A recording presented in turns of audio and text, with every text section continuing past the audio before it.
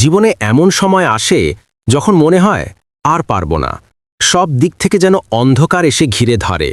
কাজ হচ্ছে না, মানুষ কথা রাখছে না, স্বপ্ন যেন দূরের তারা। তখনই আমাদের মনে হয় হাল ছেড়ে দেই। কিন্তু ঠিক এই মুহূর্তেই আমাদের শক্তি মাপা হয়, কারণ যারা হাল ছাড়ে না তারাই একদিন ইতিহাস লেখে।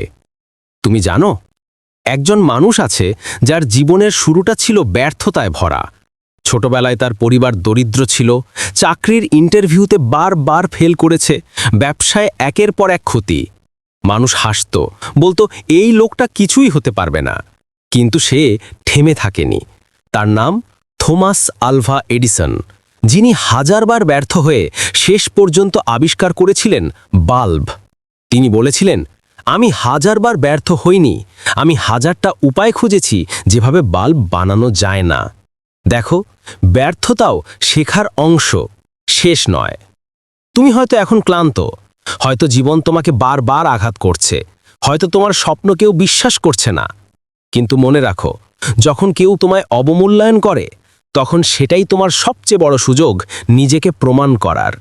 তুমি যে হার মেনে নাওনি, সেটাই তোমার আসল শক্তি। একজন তরুণ ছিল, ছোট গ্রামে বড় হয়েছে। সবাই বলতো তুই কিছুই হতে পারবি না। সে দিনে কাজ করত, রাতে পড়ত। একদিন সে সিদ্ধান্ত নিল, আমি আমার জীবনের দিক আমি নিজেই ঠিক করব। বছরের পর বছর পরিশ্রম করল। আজ সে দেশের সবচেয়ে বড় উদ্যোক্তাদের একজন। তার নাম হয়তো তুমি জানো না, কিন্তু তার গল্পে লুকিয়ে আছে অনুপ্রেরণা, পরিশ্রম, ধৈর্য আর না হারা মনোভাব। প্রতিদিন সকালে যখন তুমি ঘুম থেকে ওঠো, নিজেকে একটা প্রশ্ন করো, আজ আমি কি আমার স্বপ্নের কাছাকাছি গেলাম? এই প্রশ্নটাই তোমাকে বাঁচিয়ে রাখবে, কারণ যারা নিজেদের প্রশ্ন করে তারা কখনো থেমে যায় না। জীবন মানে ঝড় আসবে না তা নয়, বরং ঝড়ের মধ্যেই নৌকা চালানো শেখা।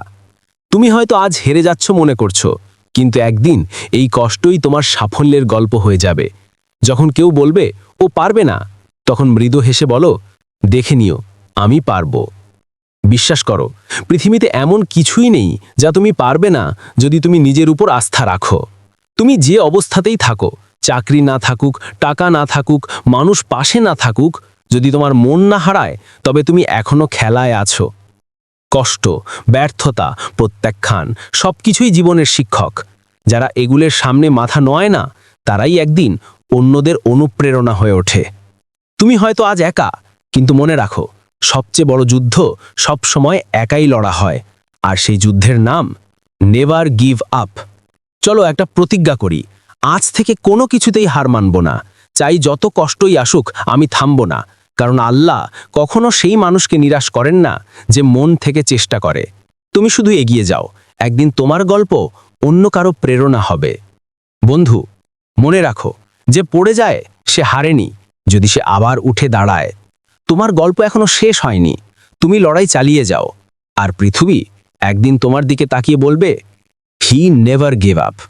এটাই তোমার জয়।